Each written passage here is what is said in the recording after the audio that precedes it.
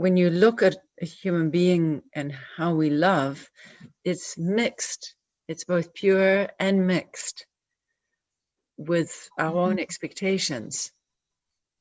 And even if it's very subtle, we are still watching the play or the phenomena of subtly feeling this is not a complete moment. Something more could be added to it. This moment is not perfect as it is. And I think the more you grow in your sense of self, simultaneously is the growth or the expanding awareness into what is complete. Because knowing self is knowing completeness. Because the self that is not of give and take, the self that cannot be bartered or exchanged, cannot be given or taken, that love is the knowledge of completeness. So I think true love is knowledge.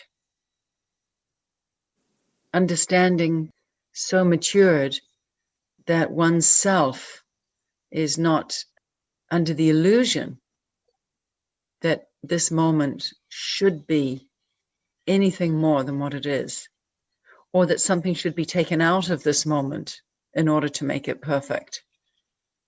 So one who lives in the knowledge of perfection, of this complete moment, will not have any expectations that one more person's presence would make it a more perfect moment.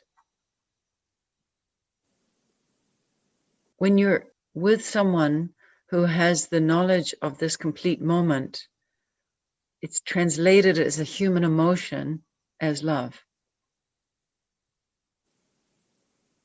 So a lot of people, they'll say, I love you. What they're really loving is the teachings, the knowledge of our complete and one self. And I think a teacher knows that that's what one is meaning when they say, I love you, because you know that it's not this body that they are loving. Best example for that is to say, when there's no life left in this body, you don't keep it. Put it in the ground, or you burn it, or you do something with it. I'm sure you've all seen a body that has no life in it.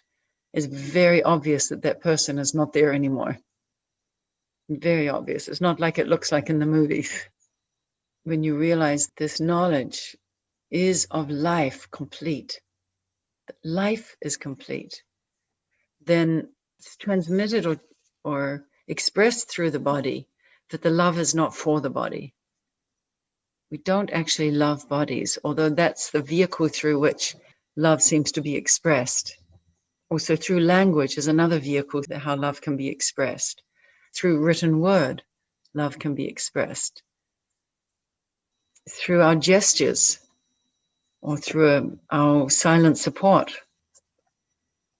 To me, love means oneness, and oneness means knowing this moment is not something that can be taken away from.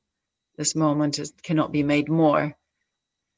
I always had the amazing sense, or he helped me in his presence to tune into beyond time. Because absence and presence is the weaving in and out of time. Commonly we say, I haven't seen you in a long time. I missed you. It indicates time. Where have you been? Indicating time. Oh, I hope I see you again. Indicating time. Our meetings and our partings is synonymous with time. All of us are expanding our awareness of this presence, which is not bound in time. And that's what draws you back again and again to the satsang. Even if you take some weeks you cannot attend, it's not that that expansion is hindered in any way. It's like if you plant a seed and it's growing and one day you don't water it, well, so long as it's only 1 or 2 days, it will continue to grow. And then a few days go, oh, I've got to water that plant, and you give the plant some water. I think once the seed of this awareness, of this knowledge is planted, and ignited, it's an ever increasing. Once it's been ignited, once it's been inspired to start questioning and inquiring and discovering and observing this life from the perspective of the complete self. There is a state of being which is beyond time, beyond body, beyond birth, beyond death, that once that's been ignited, it will always continue, regardless of how much you attend satsang or for how long you take absence and how long you come back.